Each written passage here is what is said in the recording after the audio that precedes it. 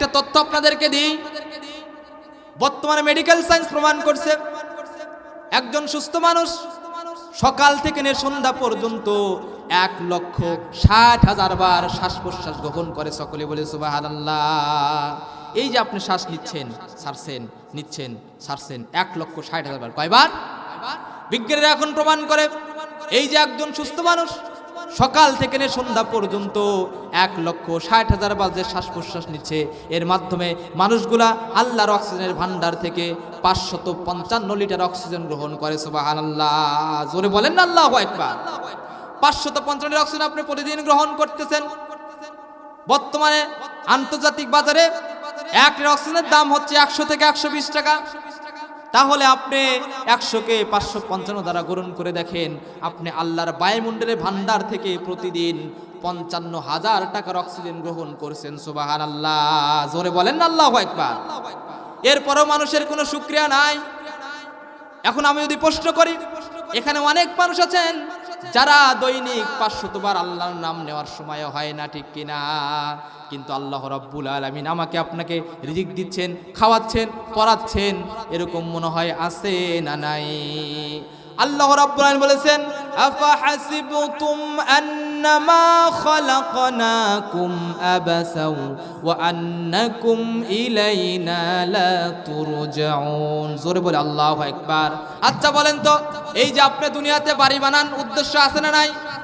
ঘর তৈরি করেন, মসজিদ নির্মাণ করেন, কত সুন্দর প্যান্ডেল সাজিয়েছেন, এগুলার পিছনে একটা উদ্দেশ্য আছে না নাই?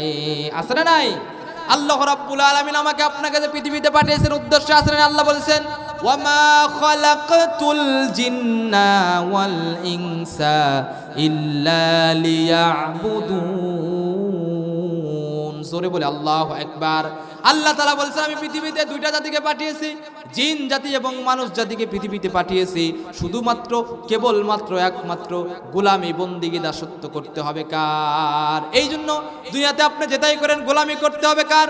আল্লাহ রাব্বুল আলামিন একজন মুসলমানের জন্য দৈনিক 5 ওয়াক্ত নামাজগুলোকে ফরজ করে দিয়েছেন, কিন্তু অনেক মুসলমান আছে 5 ওয়াক্ত নামাজ পড়ার সুযোগ হয় না, ঠিক কিনা? হে নামাজি আমার ঘরে নামাজ পড়ো আজ, দিলাম তোমার চরণ তলে হৃদয় যাই নামাজ। হে নামাজি আমার ঘরে নামাজ পড়ো আজ, দিলাম তোমার চরণ তলে হৃদয় যাই নামাজ। মসজিদেরই পাশে আমার কবর দিও ভাই, যেন গড়ে থেকেও মুয়াজ্জিনের আজান শুনতে পাই। মসজিদেরই পাশে আমার কবর দিও ভাই। জোরে বলেন না আমিন।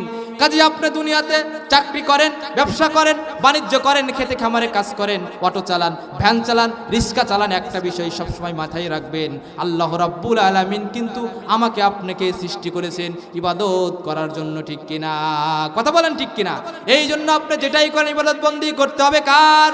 আল্লাহ রাব্বুল আলামিন এই পৃথিবীতে 2টা জাতিকে পাঠিয়েছিলেন, গোলামি বন্দিগি দাসত্ব করতে হবে কার? আর আল্লাহ রাব্বুল আলামিনের সাথে সম্পর্ক সৃষ্টি করার প্রথম যে মাধ্যম, এটা হচ্ছে নামাজ, ঠিক কিনা? কথা বলেন ঠিক কিনা? আমাদের সমাজে মুসলমান শুধু শুক্রবারে নামাজ পড়ে আর নামাজ পড়ে আসলে নাই। আপনাদের গ্রামে মনে হয় নাই আল্লাহ রাব্বুল আলামিন আমাদেরকে পৃথিবীতে পাঠিয়েছেন ইবাদত বন্দেগী করার জন্য। আর আপনি যেদিন থেকে পড়েছেন লা ইলাহা ইল্লাল্লাহ মুহাম্মাদুর রাসূলুল্লাহ, সেদিন থেকে আপনার প্রতি 5 ওয়াক্ত নামাজ ফরজ হয়ে গেছে, ঠিক কিনা? কিন্তু আমাদের সমাজে শুধু শুক্রবারে মুসল্লি পাওয়া যায়, ফজরের নামাজে মুসল্লি নাই, জোহরের নামাজে মুসল্লি নাই, শনিবার নাই, রবিবার নাই, সোমবার নাই, মঙ্গলবার নাই, শুধু জুমাবারে নামাজ পড়ে, এরকম মুসলমান মনে হয় আপনাদের মহল্লায় নাই। আছে না নাই? কথা বলেন। এই জন্য আল্লাহ রাব্বুল আলামিন আমাদেরকে সর্বপ্রথম নামাজটা ঠিক করতে হবে। যার নামাজ ঠিক তার সব ঠিক। এই জন্য আমরা সকলে নিয়ত করি আজকের পর থেকে আমরা আর নামাজ ছেড়ে দিব না ইনশাআল্লাহ। পড়েন।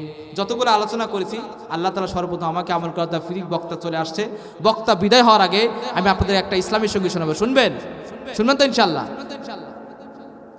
দেখেন, আমরা এখানে যারা আছি সকলে কিন্তু একদিন মরে যাব, তাই না ভাই? সবাই চলে যাব। এই যে গোরস্থানে সবাই শুয়ে আছে, কারো পিতা, কারো মাতা, কারো বাবা, ঠিক কিনা বলেন? এখানে যারা আছে আমরা একদিন চলে যাব। আমি চোখ বুজে দেখি আমার লাশ কাফন হয়েছে সারা, ঠিক কিনা বলেন? আমি চোখ বুজে দেখি আমার লাশ কাফন হয়েছে সারা, সেই লাশ থেকে ভাসে আতরেরই ঘ্রাণ, কাঁদিছে আপন যারা। আমি চোখ বুজে দেখি আমার লাশ কাফন হয়েছে সারা। সবাই দাঁড়ালো জানাজা নামাজে, কিছু পরে সব ফিরে যাবে কাজে। সবাই দাঁড়ালো জানাজা নামাজে, কিছু পরে সব ফিরে যাবে কাজে। কেমনে একাকী কাটাবো কবরে, আমি যে হলে সাথী হারা। আমি চোখ বুজে দেখি আমার লাশ কাফন হয়েছে সারা। আমি তো মনের ভুলেও কখনো করিনি নামাজ রোজা, এখন একাকী বইতে হবে সকল পাপের বোঝা। আমি তো মনের ভুলেও কখনো পড়িনি নামাজ রোজা, এখন একাকী বইতে হবে সকল পাপের বোঝা। মাথার উপরে সূর্য আসীন, পায়ের নিচে তামার জমিন। মাথার উপরে সূর্য আসীন, পায়ের নিচে তামার জমিন। ওই দোজখের আগুন জ্বলেছে, আসছে ফেরেশতারা। আমি চোখ বুজে দেখি আমার লাশ কাফন হয়েছে সারা, সেই লাশ থেকে ভাসে আতরেরই ঘ্রাণ, কাঁদিছে আপন যারা। আমি চোখ বুজে দেখি আমার লাশ কাফন হয়েছে সারা। জোরে বলেন না মারহাবা।